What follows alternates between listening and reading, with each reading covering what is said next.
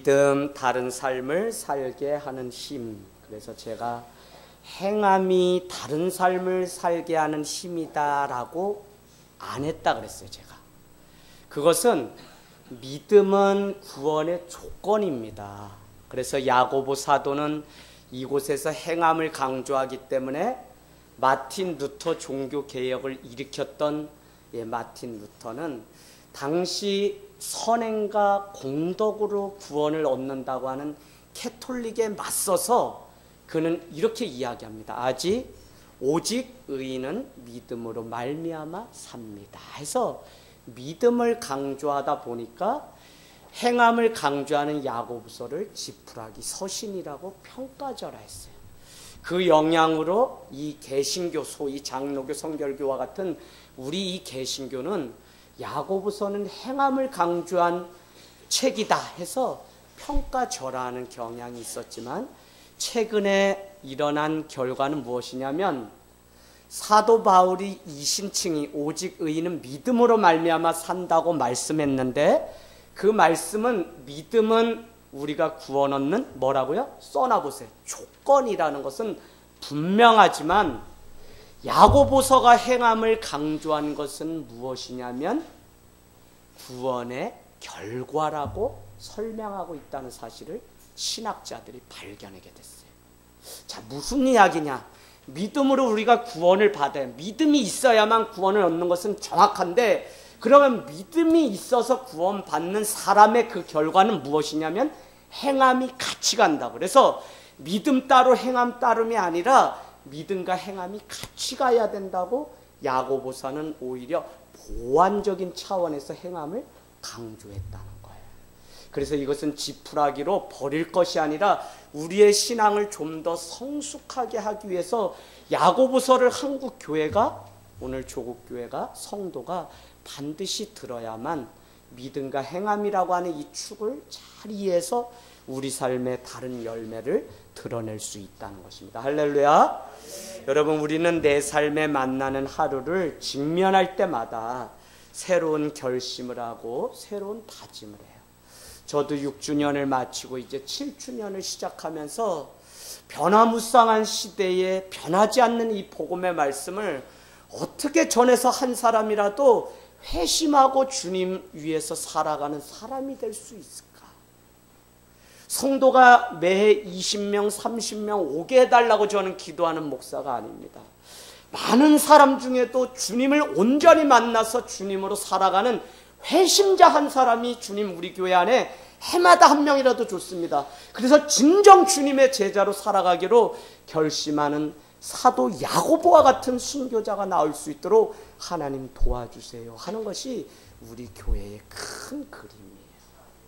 여러분, 교회 다니는 게 중요합니다. 그러나 중요함에도 불구하고 날마다 예수 그리스도를 닮아서 내가 오늘 2절, 3절, 4절이 계속 말씀하는 온전히 기뻐하라, 온전히 여기라, 온전하고 조금도 부족함이 없고 구비하여 하나님의 인내를 온전히 이루라고 했던 온전함을 위해서 우리가 변화되는 삶, 그것이 우리의 목표가 되기를 원합니다. 그러려면요, 누가 어떻다, 저 교회가 어떻다, 과거가 어땠다는 이제 말할 이유가 없어요. 왜요? 지금 그 무엇이 변화되기를 원하는 것이 아니라 우리 자신이 이제는 변화돼야지 주님을 온전히 닮아갈 수 있기 때문에. 그래서 오늘 행함이 내 삶 가운데 정말 있는지를 우리가 보아야지 다른 사람 왜 안 하냐고 이럴 필요가 없다고요. 자, 그래서 저도 이와 같이 덤으로 한 해를 또 새로 시작하게 되었기 때문에 이 많은 시간을 허비하지 말고 정말 눈을 열어주고 귀를 열어주는 복음 전도자가 되고자 하는 그 마음이 제 안에 있다는 것입니다. 그래서 우리가 하루하루를 살아가면서 이 하루를 덤으로 살아가기 때문에 나도 새로운 결단, 새로운 열심을 주님 앞에 날마다 각오하는 거예요. 그래서 우리가 교회 신앙생활을 하면서도 내가 만약에 임원이 되었다. 그러면 내가 믿음으로 다시 한번 살아가겠다고 하는 결단과 결심이 있을 때 이것이 참된 의미지, 그냥 날마다 그날이 그날이라면 사실은 아무런 의미가 없어요. 그래서 여러분, 임원단이 되었다는 것은 다른 거 말고 정말 주님 앞에 내가 먼저 세워지기를 결단하는 그 마음이면 충분하다는 거예요. 누가 그래요? 요한복음 21장이 부활하신 주님이 시몬의 아들 요한에게 다른 건 묻지 않고 너가 정말 세상 이것들보다 나를 더 사랑하니? 그 한 가지만 물었어요. 주님, 저는 뭐도 못해요. 뭐도 가진 게 없어요. 나는 배경이 아무것도 없어요. 그렇게 이야기하지 않고요. 내가 주님을 사랑하는 줄 주님이 아시지 않습니까? 그랬더니 그러면 내 양을 치라, 내 양을 먹이라고 하는 직분과 사명을 주었다고요. 주님은 오늘 우리에게 묻는 것 딱 한 가지예요. 너가 정말 이 순간에도 세상 어떤 것들보다 나를 우선시하고 먼저 사랑하고 나를 정말 세상의 이것들보다 더 사랑한다면 그렇다면 너는 나를 따르라고 우리에게 말씀하고 있어요. 할렐루야. 그래서 여러분 오해하지 마세요.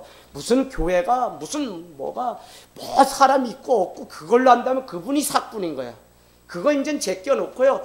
여러분 자신만이라도 내가 주님 때문에 견딜 수 없는 그 사랑이 여기에 충만하다면 그것 때문에 여러분은 자원하여 주님의 일들을 감당하게 되기를 원합니다.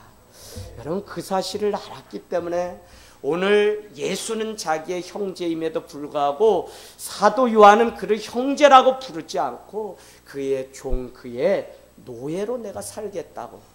그래서 오늘 1절 말씀은 하나님과 주 예수 그리스도의 종 야고보는 12지파에게 문안한다고 고백했어요. 믿음이 없던 자입니다. 확신이 없던 자입니다. 그러나 부활하신 주님을 온전히 그가 인격적으로 만나게 되었을 때 그는 이제 내가 무엇을 위해서 살아가야 될지를 알게 되는 순간 그는 세상에 많은 것 다 내려놓고 주님 나라를 위해서 먼저 살아갔다는 거예요. 그래서 우리는 주님 나라, 내 앞에 있는 하나님의 나라 앞에 있는 그것을 붙잡고 살아가려고 하는 그 마음이 우리에게 필요하다는 것입니다. 여러분, 우리가 믿음으로 살아간다는 것이 얼마나 우리 삶에 지평을 넓혀야 되는지 몰라요. 이 이야기가 무엇이냐면 주님을 믿습니다. 기도를 많이 하고 내 안에 확신도 있습니다. 그랬잖아요. 그렇다면 이제는 이것이 내 삶의 지평에서 어떻게 믿음대로 살아가는지 넓혀야 된다고. 이제는 가난한 이웃도 좀 돌보는 신앙 되고요. 이제는 저 억울함 당한 사람을 향해서도 손을 내밀 수 있는 신앙도 좀 되고요. 저기에 불의에 맞서서 내가 좀 싸울 수 있는 신앙도 되고요. 좀 믿음이 무엇인지 세상 가운데 보여줄 수 있는 지평이 넓혀져야지 그냥 내 혼자 안에 갇혀서 내가 그냥 묵상하고 침묵하고 그냥 참선하면서 마치 도교와 같이 그냥 그런 건 아니에요. 여러분 그거는 신앙의 한 부분이지 주님은 오늘 이것이 내 삶 가운데 펼쳐지고 이제 드러나서 영향력이 되기를 원해서 오늘 행함을 강조하고 있다는 겁니다. 여러분 부활의 주님을 만나면요 우리의 삶 가운데 변화가 일어나기 시작합니다. 우리가 어떤 것으로 설명해도 결국은 하나님 외의 것에 내가 매여서 살아간다면 그것은 다 자기의입니다. 자기예요. 제가 우리 교회 권찰님하고 심도 깊게 이 문제를 끌어내기 위해서 상담으로 되지 않는다고 얘기했어요. 과거, 상처, 아픔. 여러분 이것이 다 무엇과 맞물려 있냐면 정말 주님의 은혜를 통과하면 이거는요 간증과 선교의 도구가 됩니다. 근데 여전히 내가 과거와 그 작별하지 못하고 살아간다면 그것은 누구 잘못인지 아세요? 상처를 준 사람? 아니요. 주님의 나라를 보지 못하는 나의 믿음 없음 문제입니다. 근데 더 중요한 것은 무엇이냐? 그 많은 것들이 다 자기 의라는 거예요. 이것을 여러분이 귀 있는 자는 들으시길 원합니다. 가만히 생각해요. 내가 왜 과거를 잡고 내가 왜 상처를 잡고 붙들고 내 아픔인데 그것을 왜 계속 이야기하냐면요. 아직도 내 안에 자기 의가 있기 때문에 그래요.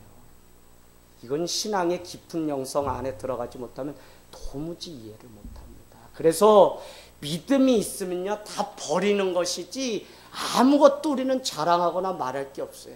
오직 하나님의 나라를 향해서 내가 지금 가고 있고 변화되고 있는지가 지금 우리가 주님 앞에 피하지 말고 대답해야 될 질문과 답이지 다른 건 없어요. 오늘 야고보는 행함을 강조하면서 믿음을 왜 강조하냐면 믿음이 아니고 행함만 강조하게 되면 결국은 이 믿음이라는 게 자기 의와 자기 애를 드러내는 것에 만족해서 살기 때문에 아무리 자기 안에 열심히 있고 주를 위해서 살아간다고 해도 결국은 그것이 자기 의이기 때문에 안 된다. 그래서 제가 이 야고보서를 가지고 계속 몇 달 동안 고민하다가 제목을 정할 때 행함을 자칫 잘못 강조해버리면 여러분이 다 이제는 그냥 사회 나가서 사회복지사 뭐로 그냥 살아가는 게 마치 믿음의 끝이냐 그렇게 살아갈까 봐. 아니요. 믿음은 정확히 있어야 되고요. 믿음이 있다면 행함도 정확히 하는 삶이 되라고 강조해요. 그런데 여러분이 잘 이걸 또 이해해야 되는 게 계속 지금도 연구해요. 신약학자들 그거 가지고도 연구하고 이렇게 이야기해요. 그럼 믿음이 따로 있고 행함이 따로 있다. 우리는 설명은 그렇게 자꾸 해요. 설명하기 좋으니까. 그러나 야고보가 말하는 믿음과 행함은 하나라는 거예요. 하나. 그래서 그냥 이렇게 말씀하더라고요. 예화로. 참 쌍둥이. 머리는 하나인데 몸이 두 개가 붙어있고 막 이런 게 있잖아요. TV에 나오잖아요. 그건 뭐냐면 머리가 만약에 믿음이라고 하면 이 믿음이 가는 대로 샴쌍둥이는 어떻게 해요? 싫어도 따라가야 되잖아요. 행함이 따라가잖아요. 그러니까 믿음과 행함은 한 몸이라고요. 근데 우리 기독교가 반성하고 또 반성해야 되는 게 믿음 따르고 행함 따르다고 자꾸 생각하고 오직 믿음 강조한 나머지 믿음만 너무 이렇게 크게 되고 행함은 마치 상관없는 것처럼 돼서 역으로 이제 와서 믿음에 따른 행함을 강조하려니까 얼마나 어려운지 몰라요. 근데 그것도 그럴 것이 한국교회가 사회를 향해서 외치는데 사회는 이 많은 소리를 공허한 메아리로 들려요. 왜요? 그래 너희 믿음 있다. 교회 너희 믿음 있다. 그래서 너희 축복도 받았다. 근데 너희가 정말 행하는 삶이 있었냐고 우리한테. 그게 되지 않기 때문에 공허한 메아리로 들린다는 거예요. 그래서 애시당초 우리는 그냥 내가 믿는 대로, 내가 믿음대로, 말씀대로 내가 행하면서 순종하면서 살겠다고 아예 우리는 믿음을 그렇게 봐야지 통전적으로 봐야지 이것 따로가 아니라는 사실을 여러분은 잘 이해를 하기를 원합니다. 여러분 오늘 사도 야고보의 겉면처럼 우리가 다시 한번 생각해 보면 여러 가지 시험이 우리에게 있다 그러죠. 2절 말씀 표시해 놓으셨죠? 여러 가지 시험을 당하면 뭐 하라 그랬어요? 온전히 기쁘게 여기라는 겁니다. 자, 온전히가 중요합니다. 그거는 왜 그래요? 3절에 보니까 이것은 여러 가지 시험은 다 무슨 시련이라고요? 믿음의 시련이다. 믿음이 있는지 없는지 시련은 여러분 영어로 테스트예요. 우리 테스트하죠? 전기불 들어오나 안 들어오나 우리 전부 다 테스트하죠? 그건 테스트예요. 템프테이션이라고 하는 유혹이 아니라 테스트는 합격이냐 아니냐를 이거를 하는 거예요. 그러니까 믿음이 있냐 없느냐. 아브라함은 다 믿음의 테스트를 한 거예요. 자, 그랬는데 그래서 믿음의 시련이라는 게 중요한데 이 믿음의 시련은 왜 중요하다고요? 뭐를 만들어낸다 그래요? 인내를 만들어내는 줄 여러분이 알기 때문에 오늘 시련이 있고 고통이 있어도 온전히 기뻐하라는 거예요. 그래서 안다는 게 되게 중요해요. 야다라고 히브리어로 하는데 이 알다라고 하는 것은 우리가 그냥 지식적인 동의나 인정으로 아는 그런 차원이 아니라 야다라고 하는 이것은 무엇이냐면요. 마치 부부가 첫날 밤을 겪고 나서야 내가 여자를 알고 여자가 남자를 안다고 하는 그 의미가 그 안에 있어요. 그건 뭐예요? 경험적으로 내가 체험적으로 하나님이 누구신지를 아는 거예요. 여러분 체험이 없는 신앙은요 죽어요. 체험이 해야 돼요. 기도 응답에도 체험해봐야 되고요. 내가 귀신 쫓는 거에도 내가 능력이 무엇인지 체험해 보셔야 돼요. 이게 안 되면요 막상 우리 앞에 닥치면 못해요. 그래서 여러분 날마다 체험적인 신앙이 말씀과 함께 우리 가운데 중요해요. 근데 말씀이 없이 체험만 강조하면 은사나 신비주의에 빠지기 때문에 이단으로 다 가요. 막 뭘 봤다 그러고 뭐 꿈꿨다 그러고 매일 그래. 이것도 건강하지 못한 신앙입니다. 자, 그래서 지금도 주님은 우리에게 뭐라 그래요? 4절에 보니까 인내를 온전히 이루래요. 그 온전이라는 단어가 3번 나오죠? 뭐였어요? 온전, 구비하여, 조금도 부족함 없이. 그래서 온전을 강조하기 위해서 3번을 그렇게 이야기하는데 우리는 이것이 너무 중요합니다. 우리 앞에 놓인 시험은요, 더 이상 우리 삶에 영향을 주지 못하게 됩니다. 그것은 우리가 믿음의 관점, 믿음의 해석으로 그것을 가능하게 하는데요. 우리의 고난의 과정을 이렇게 뒤돌아보면 어떤 사람은 고난을 거쳐서 그 사람의 깊이가 깊어진 사람이 있어요. 어떤 사람은 고난을 겪었기 때문에 원망과 불평으로 일평생을 사는 사람이 있어요. 천지차입니다.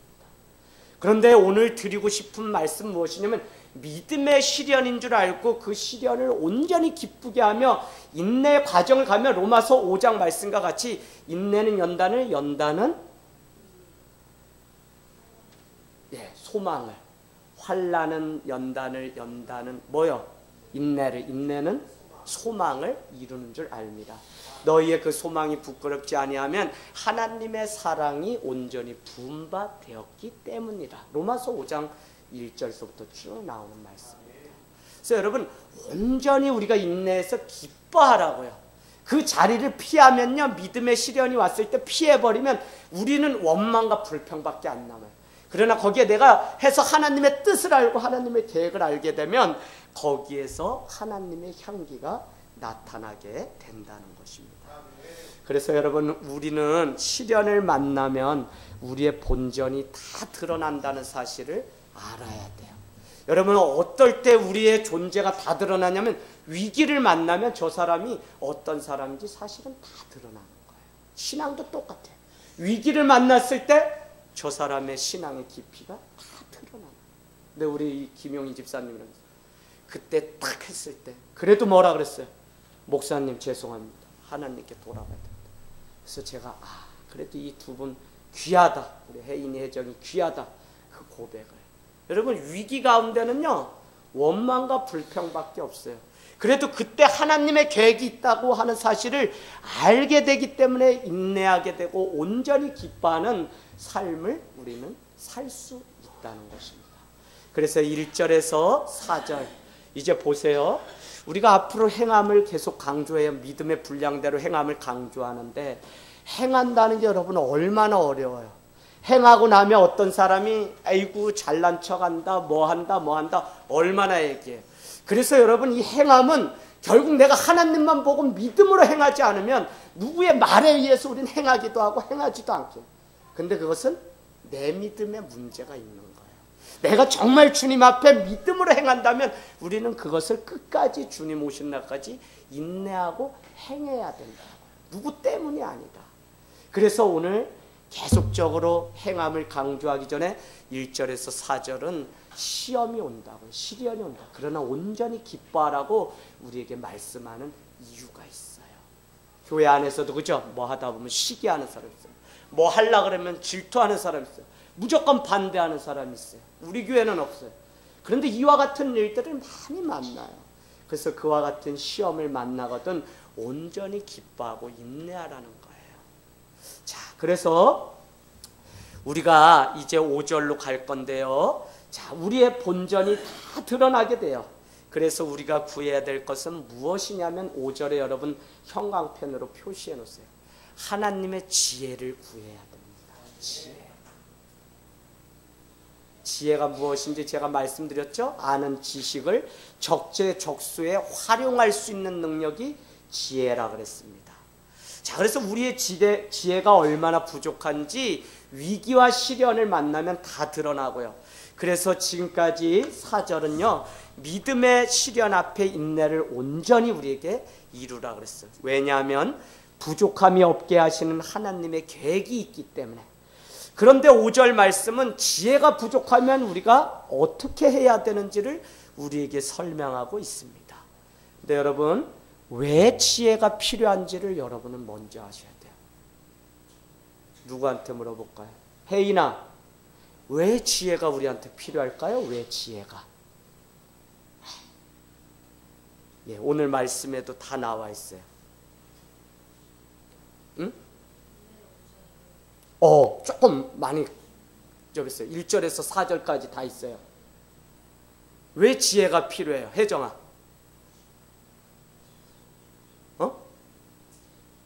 믿음. 인내를 구하려고. 김태식 권찰님 아신다. 웃으셨다. 김태식 권찰님. 네.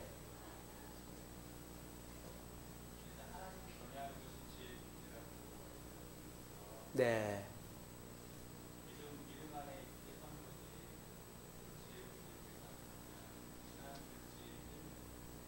네.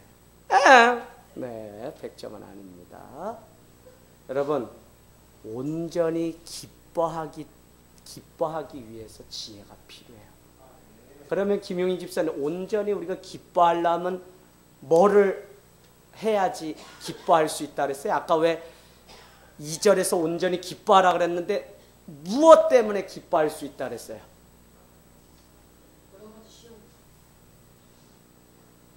야, 이거 계속 3주째 하는 건데. 예. 시험이, 믿음의 시련이 무엇을 만들어내는 줄, 인내를 만들어내는 줄, 뭐 하기 때문에? 알기 때문에 우리가 온전히 기뻐할 수 있다고요. 우리가 어떤 사건을 만나면 여기 안에 하나님이 하시고자 하시는 계획이 있다는 사실을 알면 우리는 기뻐할 수 있잖아요. 근데 알지 못하기 때문에 우리가 상처가 되고 시험이 되는 거거든요. 그래서 안다는 단어, 야다가 너무 중요한데, 그 알려면 무엇이 우리에게 있어야 되냐면 지혜가 있어야 된다. 지혜가. 여러분, 지혜가 없으면요, 신앙생활 수십 년 해도 지금 뭐 해야 되는 때인지도 모르고 시간을 다 허비하면서 살아요. 그거 아시죠? 다. 진짜 그래요, 우리가. 자, 그래서 우선 지혜가 필요한 이유는 여러 가지 시험 속에서 깨닫고 온전히 기뻐할 수 있기 때문에 그렇습니다. 지혜가 없기 때문에 하나님의 손길을 보지 못하고 우리는 원망하게 되고 자기 삶에 아무런 유익도 남기지 못한 채 평생을 원망하고 지우고 싶은 시간으로만 여기면서 살아간다는 거예요. 그렇기 때문에 진실로 하나님께 돌아와 시험 앞에서 세상적인 방법이 아니라 무엇을 구하라고요? 하나님의 지혜를 구해야만 믿음이라는 것입니다. 이해하시겠죠? 이 원리를. 되게 중요해요, 여러분. 되게 중요합니다. 기도 많이 할 때도 우리는 지혜를 달라고 기도하는 거지 다른 거 아니에요. 자, 완전히 손들고 하나님으로 살아가야 하는데 자기 생각으로만 살아가면 이 사람은 지혜가 없는 거예요. 진실로 고난의 파도를 만나서 살아난 사람은요, 주님의 은혜 외에는, 주님의 지혜에는 말할 것이 없어요. 왜요? 이 과정을 깨닫게 하신 주님의 지혜가 있기 때문에. 저도 이 사실을 몰랐기 때문에 예수 믿고도 한동안 5학년 때 부모님 떨어져서 결혼까지 나는 객지 생활하고 부모님 사랑을 한 번도 못 받아보고 말이 장남이지 나는 늘 그냥 저기 버려진 자식 같다고 그렇게 원망을 하면서 제가 살았어요. 그러다가 창세기 45장 아닙니다. 우리 가족을 구원하시려고 하나님이 저기 강원도 산골짜기에 십자가도 없는 그곳에 나를 꺼내서 서울로 보냈다는 고백을 그제서야 하게 된 거예요. 그래서 하나님이 이 지혜를 열어주시니까 그 다음에 무슨 마음이 생기냐면 다 용서하게 되니까 전도하고 싶은 마음이 마음 가운데 막. 그래서 10여 년을 주보를 보내고요. 매주 설교 요약을 써서 편지를 10여 년을 보냈어요. 여러분 이렇게 안 하고서야 한 영혼이 어떻게. 그랬더니 방법이 없어요. 그러다 또 하나님의 지혜를 구했더니 일찍이 유교와 불교에 찌든 부모님을 전도할 게 아니라 내 형제를 먼저 전도하면 내 편이 되니까 그게 낫다 해서 그날부터 형제들을 서울로 다 전학시켜가지고 같이 교회 다니면서 우리 집안에 제사가 없어지면서 이렇게 하면서 부모님이. 그래서 이제 집사님이 되신 거예요. 여러분 지혜가 너무나 중요합니다. 우리가 시험을 만나면 알아야 하는 것이 있어요. 그거는 하나님이 뜻하신 계획이 분명히 있다는 것을 알아야 됩니다. 그것을 발견하는 사람은 은혜로 이겨내고 승리하고요. 다시 무너진 그곳에서 시작할 힘을 얻어요. 왜요? 하나님의 계획이 있었다는 사실을 알기 때문에. 그래서 우리에게 지혜가 필요합니다. 지혜가 있어야 깨달아요. 그래서 여러분 얼른 가보세요. 시편 49편 20절로 가세요. 제가 늘 말씀으로 많이 했는데 오늘 찾아서 알려드리려고 해요. 49편 20절. 시편 49편 20절. 시편 49편 20절. 여러분 표시해 놓으세요. 자, 제가 그렇게 읽으면 여러분 읽으세요. 자, 시작. 사람을 향하여 존귀하나. 네, 시작. 존귀하나 깨닫지 못하는 사람은 멸망하는 짐승 같도다. 누가요? 우리가 그렇다는 거예요. 깨닫지 못하면 멸망하는 짐승. 그래서 여러분 교회를 수십 년 다니고 몇 년 다니고가 중요하지 않고요. 지금 하나님의 그 지혜를 가지고 내가 말하고 살아갈 수 있는 문이 열리기 전에는 신앙인이 될 수가 없어요. 늘 말은 하죠. 믿음 얘기하고 다 하지만 자연인이에요. 자연인. 주님을 알지 못하는. 그래서 여러분 깨달아야 돼요. 이 아이들 뭐 교회 와서 막 이러죠. 아니요. 이 아이들 정확히 주님 만나서 깨닫고 하나님이 내 삶에 누구신지를 알아야만 졸지 않는다니까요. 여러분. 그래서 깨달아야 돼요. 근데 깨달으려면 뭐가 필요하냐면 지혜가 있어야지만 깨달을 수 있다. 할렐루야. 지혜가 없으면 백날 얘기해도요 깨닫지를 못해요. 아무리 가르쳐도요. 아니 저 죽어가서 내가 건져내면서 걸로 가면 죽는다고요. 아무리 목회하면서 일평생 건져내도요. 왜 나를 보고 건져냈냐는 거예요. 그럼 너 죽으라고 냅둘까? 결국은 간다고요. 결국 빠져서 죽게 되었을 때 돌아오는 사람을 너무 많이 보았어요. 얼마나 미련한 거예요. 그러니까 뭐라 그래요? 오늘 49편은 멸망하는 짐승과 같다고요. 이게 얼마나. 사람은 존귀하나 그죠? 깨닫지 못하는 사람은 멸망하는 짐승 같다. 그럼 여러분 제가 늘 뭐를 기도해야 돼요? 깨닫게 해달라고 말씀 기도. 어려워요 이 야고보서. 그러니까 아주 그냥 뭐 씨름을 하는 거야. 씨름을 하는 거야. 그러니까 여러분 열왕기상에 보면 솔로몬 왕은 왕이 되었을 때 구한 것 딱 한 가지잖아요. 뭐요? 분별의 지혜를 주세요. 그 한 가지.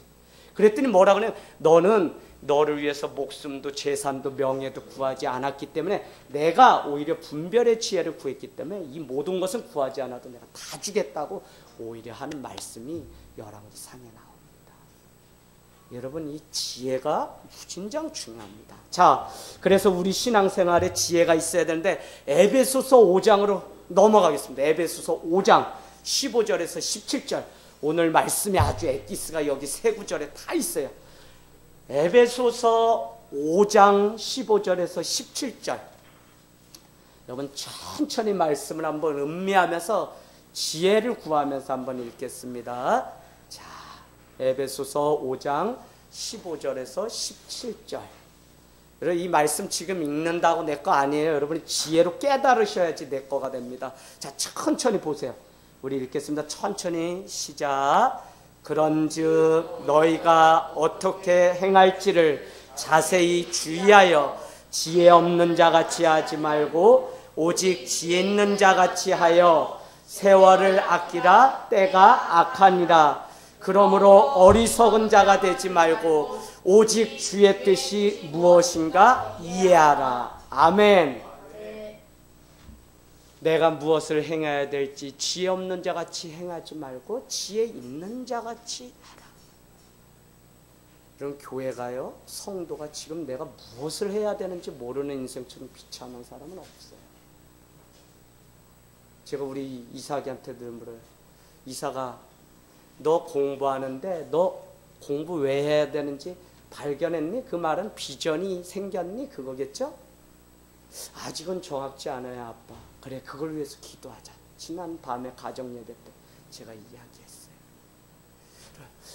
무엇을 행해야 될지 지혜 없는 자같이 하지 말고 지혜 있는 자같이 하라. 왜요? 세월을 아껴야 되기 때문에. 왜 세월을 아껴요? 때가 악하기 때문에. 왜 때가 악함을 우리는 알아야 돼요? 뭐라 그래요? 어리석은 자가 되지 않기 위해서 주의 뜻이 무엇인지 이해해야 되기 때문에 우리는 지혜가 필요하다고요. 아시겠어요? 되게 중요해요. 그래서 여러분, 막 내가 그냥 저 사람한테 막 우격다짐으로 뭐 알라고 너 이래야지 산다고 아무리 설명해도 지혜가 없는 사람은요, 그냥 이 길로 왔다 일로 다 나가버리는 걸 많이 봐요. 그래서 여러분, 하나님께 지혜를 구하셔야 돼요. 하나님 말씀은요, 한 절만 아셔도 돼요. 이 한 절 말씀이 여러분이 하나님의 지혜를 만나게 되면 이 말씀이 무궁무진하게 퍼지는 것이 바로 하나님의 누룩과 같은 말씀이에요. 근데 막 지식적으로는 여기 막 넣는데 이게요, 공부 잘하는 건 그런 거잖아요. 카테고리를 정하는 거예요. 카테고리. 그죠? 그래서 우리 이삭이한테 늘 얘기해요. 야, 수, 자연수, 영, 무리수 쭉 구분해놓고 거기에 또 자연수에는 뭐, 또 무리수에는 뭐, 이렇게 카테고리를 딱딱 이렇게 정해놔야지 이게 딱딱 꺼내서 쓰지. 정리가 안 되고 중구난방으로 하는 거는 지식도 아니고 지혜도 아니에요. 왜 인터넷이 발전했어도 우리가 부러워하지 않냐면 찾기는 쉬워요. 그렇다고 내 지식은 아니에요. 찾아서 읽을 수는 있어요. 그러나 내 머리에 카테고리에 딱딱 정리가 된 것이 아니기 때문에 사실은 지식이 아니에요. 위기 만나면요, 정말 지식은 꺼내서 쓸 수가 있어야 되는데 그때도 네이버한테 물어볼 거예요? 아니잖아요. 그러니까 여러분, 지식도 중요한데 이 하나의 지식이 풀어지는, 주의 뜻이 무엇인지 이해하는 이 지경까지 가서 해야 돼요. 그러지 않으면 우리는 이 악한 때에 세월만 허비하고요, 지혜 없는 자같이 살아요. 그래서 이 5장 15절에서 17절까지는요, 앞에서 뒤로 가도 말이 되고 뒤에서 앞으로 풀어도요 다 말이 돼요. 지혜가 있으면. 그래서 여러분, 되게 중요합니다. 지혜. 자, 그래서 여러분, 우리가 영적으로 하나님의 때가 언제인지, 지금 무엇을 해야 될 때인지, 여러분, 교회가 막 부흥이 되려 그래요? 그러면 교회는 이제 일꾼이 필요하다는 건 이런 거예요. 사람이 많이 필요하다는 얘기가 절대 아니에요. 여러분, 오늘 잘 하셔야 돼요. 제가요, 다 여러분에게 웃으면서 얘기하지만 그냥 말하지 않아요. 여러분, 지혜 있는 자가 필요하다는 얘기예요. 지혜 있는 사람은 지금 내가 임원으로서 무엇을 해야 될지 그것을 알고 그거를 하려고 한다니까요.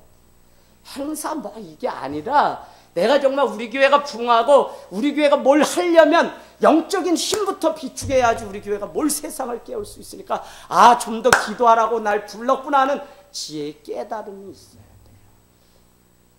근데 이게 아니면요, 교회가, 우리 가정이, 우리 사업이 발전하고 부흥하려고 하는데 꼭 이거를 깨는 사람들이 있어요. 그걸 저는 성령 해방죄라 그랬어요. 여러분. 그래서 여러분, 감정으로 뭘 하려고 하지 마세요. 다 불발탄으로 만들어야 돼요. 주님은 지금 막 해서 우리 교회 뜨거운 예배를 준비하시고 계신데 나 한 사람 때문에 이 예배가 가로막는 건 아니에요. 그래서 여러분이 예배든지 기도든지 말이든지 지혜가 있어야 돼요. 그러려면 어떻게 하라 그래요? 어떻게 하라 그래요? 오늘 말씀 거기 5절 보세요. 너희 중에 누구든지 지혜가 부족하거든 모든 사람에게 후히 주시고 꾸짖지 아니하시는 하나님께 구하라. 그리하면 주시리라. 다른 말로 뭐라 그래요? 기도하라는 거예요. 기도하라. 2017년 기도하고 일하라, 봉사하라, 결정하라. 이런 기도하지 않는 시대에 우리가 지금 놓여 있어요. 재미있습니다. 자, 그래서 믿음의 시련이 찾아오면 하나님의 지혜를 구해야 됩니다. 근데 여러분, 왜 오늘 기도하라고 말씀했을까요? 왜 기도하라고?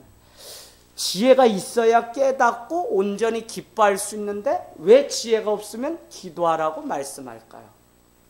지혜로 여러분이 한번 생각해 보세요. 지혜로, 하나님의 지혜로.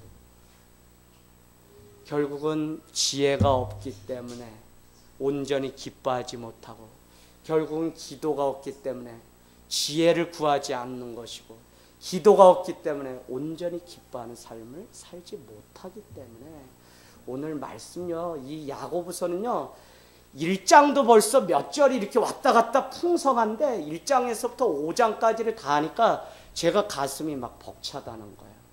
이거를 그러나 잘 또 지혜롭게 풀어서 설명을 또 잘 해드려야 되는데 내가 막 은혜가 크다 그래서 앞장서서 가면 또 이게 안 되잖아요. 그러니까 그게 막 어떨 때는 죽겠어요. 그냥 하루 종일 여기서 다른 거 하지 말고 짜장면 시켜 먹으면서 이거 그냥 하루에 다 풀어놓고 싶은데 이게 또 안 되잖아요. 그건 또 제가 인내해야 되는 부분입니다. 자, 그래서 믿음이 있다면 이 믿음을 간직할 수 있어야 되고요. 믿음대로 기도할 수 있어야 됩니다. 아무리 자기 이해, 자기 해석을 장황하게 늘어놓아도 다 그것은 하나님의 지혜를 통과하지 않으면 사람의 울리는 꽹과리와 같은 소리입니다. 교회가 아무리 큰 소리로 사회개혁을 말해도 정작 자신이 변하지 않는 외침은 공허한 메아리가 되는 것 같이 우리가 아무리 큰 소리로 외쳐도 아무도 들어주지 않는다는 거예요. 왜요? 하나님의 지혜가 아니기 때문에. 여러분 어떨 때 그럴 때 있죠. 우리가 사람 교제하다가도 저 사람과 사귀고 싶다 이럴 때가 있어요. 그죠? 그럼 왜 그래? 그 사람이 나보다 지혜가 있어서 말 한마디를 들어도 사모님한테 누구한테 집사님한테 배울 게 있어요. 이걸 멘토라고 해요. 근데 지혜가 없는 사람은 아직도 그냥 이 사람 저 사람 세상 그냥 어울려서 그냥 인간적으로 그냥 그렇게 살아가요. 그 살아서 뭐 하는 건데요? 내 삶에 아무 도움이 되지 않는다. 정말 여러분이 하나님의 지혜와 믿음 가지고 그 영혼을 구원하고자 하는 안타까움이 차라리 있다면 그들에게 가서 복음을 전하는 행함이 있어야지 함께 따라가는 건 온당치 않아요. 그리고 오늘 이 시대 교회가 뭐가 문제냐면 영혼을 사랑하지 않아요. 영혼 전도에 우리 교회 말도 안 하지만 하지도 않고요. 자기 겨우 한 사람 믿어서 왜 그런지 아세요? 천국에 대한 분명한 소망이 없기 때문에. 천국에 대한 분명한 소망이 왜 없냐? 죽으면 심판대 앞에 하나님 앞에 선다는 그 믿음이 정확치가 않아서 그래요. 그래서 여러분 자꾸 믿음을 이 땅에서 그냥 잘 살다가 그냥 남보다 더 착하고 더 선한 삶 살다가 마치는 정도로 생각하니까 이 믿음이 얼마나 축소되는지 몰라요. 그래서 여러분 정말 종말론적인 신앙 반드시 주님 앞에 갈 때 그때 상 받는다는 사실을 우리는 알게 되기를 원합니다. 정말 우리에게 찾아오는 시험, 시련의 원인은 무엇이냐면 부족하기 때문에 그래요. 하나님의 지혜가 없기 때문에 시험과 시련이 찾아와요. 그것은 하나님께 간구하지 않기 때문에. 그러나 하나님은 오늘 하나님의 속성을 5절에 보면 동그라미 쳐놓으세요. 후히 주신다는 후히. 후에다 여러분 표시해 놓으세요. 후히라는 말은요. 하폴로스라고 하는 헬라어입니다. 하폴로스. 그리고 후히라는 하폴로스는 크게 두 가지 의미가 있어요. 한 가지 의미는 풍성하게, 주저없이, 관대하게라는 의미가 있어요. 다시 불러볼게요. 풍성하게, 주저없이, 관대하게 주신다는 의미예요. 다시 불러드려요. 풍성하게, 주저없이, 관대하게. 예, 제가 다음 주에 물어볼 거예요. 그럼 다 써놓으세요. 자, 두 번째는 무엇이냐면요. 두 번째는 순수하게라는 의미가 있어요. 순수하게. 그러니까 하나님은 지혜가 부족하면 구하면 후히 주시고 꾸짖지 않는다는 의미는 뭐냐면 하나님은 풍성하게 주저없이 관대하게 이것저것 따지지 않고 구하면 구하는 대로 순수하게 우리에게 지혜를 주신다고요. 그래서 우리는 하나님의 지혜를 구해야 돼요. 그래서 지혜서인 잠언서와 전도서를 여러분 가만히 읽어보세요. 지난주도 제가 말씀했죠. 잠언서 10장 12절. 미움이 있는 자는 다투거니와 사랑이 있는 자는 허물을 가리우느니라. 여러분 이거 제가 그냥 암송하려고 해서 하는 게 아니라 하나님께 지혜로 다 이렇게 대조법으로 지혜 써놓는다. 선한 자에게는 그 입술에 생명의 샘이 있거니와 악한 자의 입술에는 독이 있다고 말해요. 10장 11절에. 13절에는 또 뭐냐면 선한 자에게는 지혜가 있고 악한 자에는 그 등을 위하여 책찍이 기다리고 있다. 악한 자는. 그리고 이게 되게 가만히 생각해 보면 우리가 하나님께 조금만 이렇게 해도 다 깨달을 수 있는 부분. 그렇지. 악한 자는 결국 채찍에 맞는 거지. 그렇지. 사랑의 허물을 가리지. 미움은 다툼만 매일 만들어내지 문제를 해결하는 능력이 안 되지. 그렇지, 선한 사람의 입술은 자꾸 생명 살리는 생명의 샘인데, 악한 사람은 나는 악하다고 말하지 않아도 그 입술을 보면 악한 독이 나오지. 다 깨닫게 돼요. 그래서 여러분, 이 잠언서와 전도서를 우리가 많이 올해 끝나기 전에 여러분 작정하고 한번 읽어보세요. 너무 좋아요. 입술에 관한 표현들, 지혜에 관한 것. 그 지혜는 다 뭐라 그랬어요? 하나님이라고. 하나님을 알지 못하는 자에게 솔로몬의 편지를 쓰기를 하나님이라고 말할 수 없으니까 지혜라고 이야기하는데, 그 지혜는 곧 하나님을 의미하는 거예요. 그래서 하나님이 있는 자는 그 입술에 생명생이 있고, 하나님이 없는 악한 자는 독이 나오고, 하나님이 있는 자는 지혜가 있고, 하나님이 없는 자는 등 뒤에 채찍이 기다리고 있고, 이렇게 여러분이 바꿔서 이해할 수 있다는 것입니다.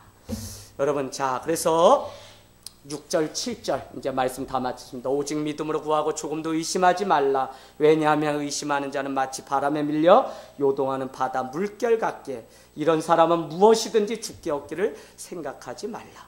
그렇다면 여기서 말씀하시는 믿음이 무엇일까요? 거기다 여러분이 써놓으세요. 여기서 말하는 믿음은 무엇이에요? 무엇일까요? 지혜를 구하는 성도들에게 하나님께서 후히 주신다고 하는 그 앞부분입니다. 그것을 믿는 믿음을 이야기하는 거예요. 하나님은 반드시 내가 지혜가 부족하다고 구하면 하나님은 후히 주시는 분이심을 믿어야 된다. 그래서 믿음으로 우리가 구하고 조금도 의심하지 말라는 것입니다. 여러분, 어떤 사람이 천국에 가서 주님을 만났대요. 예수님을. 그랬더니 이렇게 말했다네요. 주님, 말로만 많이 들었는데 처음 뵙습니다 하고 주님께 인사했대요. 이거 지금 이해 못하신 거 아니죠? 장혜저 집사님요, 열심히 장로님이었는데 저기 천국에 가서 주님을 만났는데 주님 말로는 많이 들었는데 오늘 처음 뵙습니다 이랬대요. 요냐?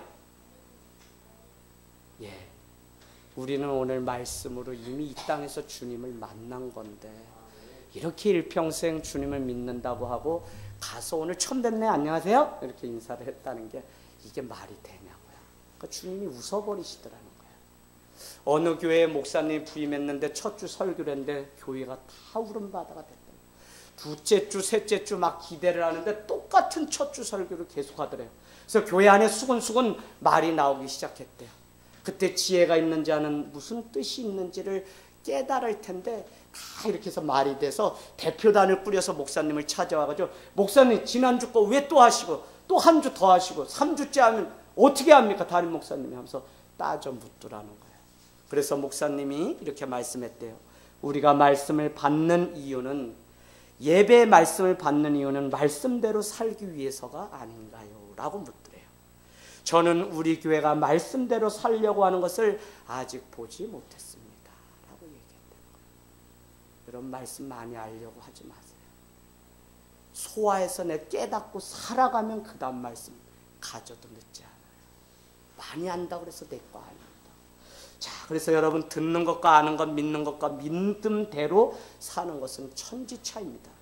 듣는다고 우리는 안다고 생각하고 읽으면 안다고 생각했지만, 온전해진다는 차원에서 읽고 듣는 것만으로 아는 게 아니라 믿고 행하고 살아가는 자리까지 가야만 이것이 드디어 알고 믿고 듣고 본 거예요. 자, 그래서 우리가 한 주 삶 속에 믿음으로 어떻게 살아가야 되는지를 여러분은 야고보서를 보면서 이제 여러분의 입술도 조심하시고요. 내가 그냥 내 감정대로 뭐 기분 좋아서 그런 게 아니라 정말 이 내가 하는 이 말이 저 영혼을 살리고 공동체에 유익한지를 여러분은 늘 생각을 할 수 있어야 돼요. 전에는 내가 그냥 받은 은혜를 나눴지만 이제는 내가 이렇게 함으로써 누군가가 살아날 수 있구나라고 하는 분명한 그걸 깨닫고서 우리가 간증하면 더 살아난다니까요. 그죠? 그래서 지혜가 되게 필요해요. 이런 거 있죠. 일도 제 혼자 다 할 수 있어요. 다 했어요. 3년 차까지 설거지 매주 들어가서 다 했어요. 근데 어때요? 한 분 한 분 생기면 제가 할 수도 있지만 하나님께 지혜를 구하니까, 그래 또 성도들이 해야 되도록 나는 물러나서 또 다른 일을 하고 또 다른 사람이 또 다른 일. 그럼 여러분도 그 일을 열심히 하다 또 이렇게 다른 사람이 세워질 수 있도록 또 맡기기도 해. 지금 우리 이 물려 이거 그냥 오는 게 아니에요. 다 이것도 새로 오신 분들이 지금 담당해서 떠나요. 왜? 그분도 소속감을 가지고 교회의 한 일원이 되라고 제가 요거 작은 거지만 부탁을 해요. 그러니까 그 안에 무궁무진한 지혜도 있어요. 요거 안 떠나면 목사님 목마르니까 나 예배 가야지 해서 요거 때문이라도 주일 예배를 어쨌거나 6개월이고 이렇게 오시는 게 있어요. 지혜로 우리가 살아가면요 무궁무진한 하나님의 계획들을 이루어갈 수 있어요. 그래서 빨리 살려고 하지 말고 천천히 말하고 천천히. 왜 제가 자꾸 인내하고 개척한 후에 영혼을 대해서도 기다리려고 하냐면 제 마음으로 조급하게 사랑하거나 조급하게 성을 내면 분명히 영혼에게 상처를 줘요. 제가 여러분 불같은 사람입니다. 그냥 말하는 게 아니라 타협 안 해요. 그런데도 타협 많이 하면서 지금 가는 거예요. 왜요? 영혼들을 살리는 게 더 큰 지혜이기 때문에. 제가 안타깝다 그래서 얘기한다 그래서 그게 받아들이지 않으면 다 실족하는 일이잖아요. 그러니까 우리가 온전히 인내도 할 줄 알아야 돼요. 그래서 온전히 기뻐하는 자리까지도 같이 가야 돼. 같이. 자, 그래서 여러분 오늘 주님을 우리가 만났다면 정말 주님으로 인해서 이제 세상 방식이 아니라 하나님의 지혜를 가지고 살아가기를 원합니다. 여러분 우리가 기도하되 두 마음을 품지 말아야 되고요. 정한 마음이 없이 살아가면 안 됩니다. 그래서 저는 오늘 두 마음 정한 마음이 무엇인지를 여러분께 말씀드리고 마치려고 해요. 자, 정한 마음 두 마음은 우리가 이렇게 생각해요. 나 한 손에는 하나님 쫓아가고 한 손에는 세상에 돈 벌려고 하고, 그죠? 나 하나님을 사랑하면서 내 명예를 더 중요시하고. 그래서 우리가 정함이 없다, 두 마음을 품었다, 갈라졌다는 의미를 이와 같이 완전히 다른 두 개를 가지고 우리가 이해를 하려고 해요. 전혀 그렇지 않다는 것을 말씀드리려고 해요. 다 이 안에서 정한 마음이라는 것은 무엇이냐면 다 하나님의 것이라고 우리가 여기고 살아가는 건데 그 안에 정한 마음이 없고 두 마음이 있어요. 무슨 이야기냐? 나의 일을 하나님을 위해서 일해요. 나 하나님을 위해서 기도해요. 나 하나님 때문에 살기로 했어요. 나 하나님께 헌신해요.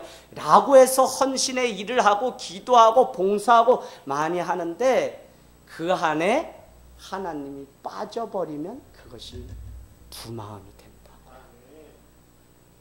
완전히 교회 안 나오고 세상 일하는 그런 완전히 두 개 그걸 이야기하는 게 아니라 그건 당연한 거죠. 당연해.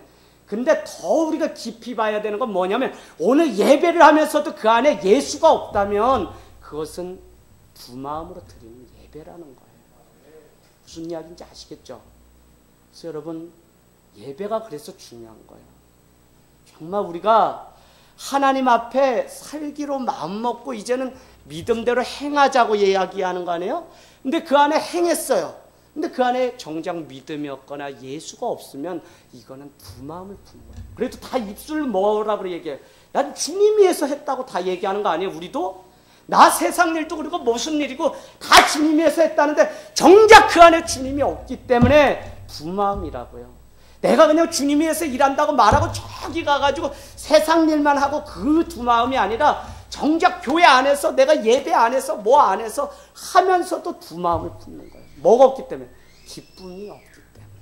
억지로 하기 때문에 그래요. 그래서 여러분 정말 두 마음이 있으면요 구하여도 받을 생각을 하지 말라 그랬죠 오늘. 예, 왜요?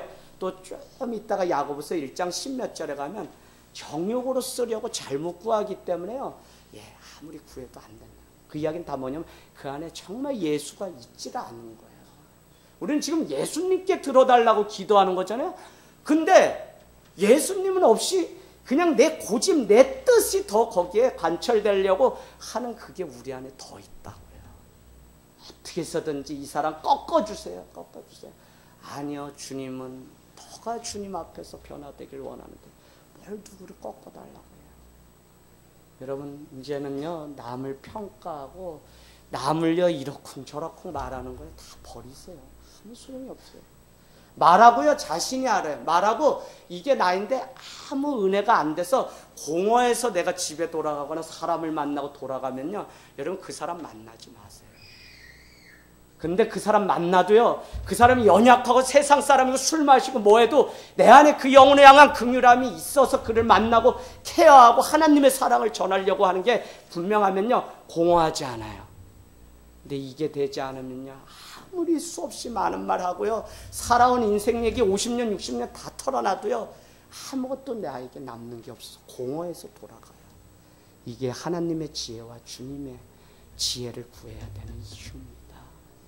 여러분 시간이 되게 아까워요. 저도 45이 벌써 됐는데 이렇게 빨리 될 줄 몰랐어요. 이제는 그런 생각이 들어요. 내가 여기서 뭘 더 일을 벌리고 막 사건하고 옛날 30대처럼 내가 멀리 유학을 가고 또 저기 중심권에 뭐 교회를 막 의리당당 개척하고 이런 마음보다는 내게 주어진 걸음을 천천히 더 한 사람이라도 온전해지고 더 교회가 온전해지는 데 관심 있지 이제는 제가 제 혈기 가지고 막 용기를 내서 뭐 사건을 만들고 하지를 못하겠어요. 벌써 그렇게 됐어요. 여러분 시간이 그렇게 빨라요. 우리 젊은이들 기도할 수 있을 때 주님 앞에 매달려서 나올 수 있을 때 해야 돼요.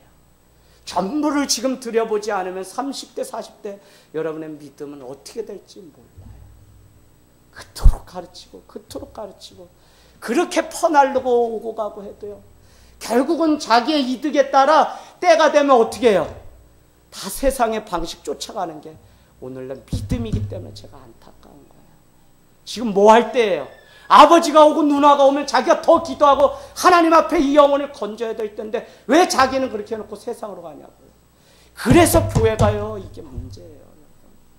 정작 우리는 그렇게 못 살면서 세상은 어떻게 살아야 된다고 다른 사람에 대해서 말을 하는 게 이게 교회의 문제라고요. 그래서 오늘 믿음이 있다면 너 자신이 먼저 행하는 삶을 살라고 간곡하게 야고보서가 우리에게 말씀해요. 저도 말을 더 줄이려고 해요. 해도 안 되죠. 내가 먼저 살아가는 거 외에는. 다시 초심이 생각나더라. 내가 다시 빗자루 잡고 다시. 야고보서 내년 여름까지 우리 아마 갈 거예요. 마치고 나면 최영삼 교수님이라고 백석대 야고보서와 베드로 전서 추서의 전문가이신 분이 있어요. 모셔서 우리 교회 사경회를 하려고 그래요. 다시 이 말씀을 쭉 풀어서 그분이 하면요 아주 명료해 저보다. 그래서 여러분 이 야고보서 우리가 잘 먹고 씹어서 지혜 하나님의 지혜를 가직하고 오늘부터 하나하나 좀 이렇게 천천히 내가 사람을 대해도 한번 천천히 그러려면 기도하고 말하고 기도하고 글씨도 세잖아요. 올해는 빨갛게 부드러운 채로 작년에 했는데 어떻게 하다 보니까 이렇게 됐어요. 여러분 기도해야지 역사가 일어납니다. 우리 기도하겠습니다.